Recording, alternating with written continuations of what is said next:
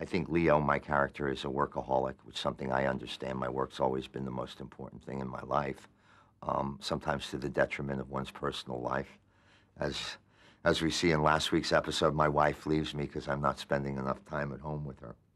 Um, I understand this man. I think a number of things. I think the written word, which I think is so far and above the run of the mill. Aaron's writing is so extraordinarily unique, intelligent, witty. Um, I think the subject matter.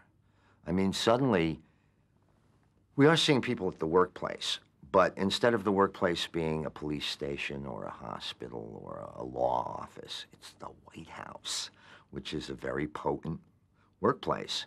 And I think there's a great curiosity in people to see what goes on behind those closed doors. Because we really don't, as a viewing public, don't really go, we can't see the workings, the inner workings of our government. We see the result. And I think that's fascinating to people. The bottom line of acting for me is telling the truth, finding myself in the situation, trying to be in the moment, living in the moment, reacting honestly to the stimulus that's being given me. Aside from all of that, push that aside and think about playing the Chief of Staff of the United States. I don't think you can get intimidated by the job qualification. I mean, Leo is a man like any other man. He just happens to work for the president. I've done some research. I did some reading of the writings of different chiefs of staff, just to sort of get the idea of what they did for the men they were working for and what their points of view were. Very different, each man. And the job is sort of dictated, the job specifications are dictated by the president you're working for. Some presidents use their chief of staffs more than others, and in different ways. Martin and I have bonded as human beings, so it's easy to play people who are bonded in the acting situation. Our characters went to college together. I talked him into running for president.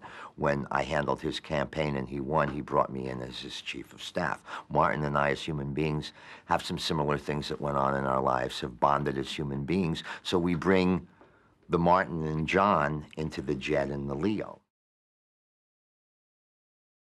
I really think it's top of the line. I've rarely been blessed with such beautiful writing, especially on television, where things are quick, and you're putting together an hour in 8 days. You know, when you're doing a playwright may take 2 or 3 years to write that play. You rehearse it for 4 to 8 weeks. You find who this moves very quickly. But I saw that pilot script and I thought, this is such a cut above anything else I've read. I really want to be a part of this. I think it's revolutionary. Just its look. We film it on film stock, not TV stock, which is the film I'm talking about. The movement, so much of what we do is Steadicam. Our set has 4 walls, unlike sets that, you know, have a wall here, a wall here, a wall here, and then it's open out there.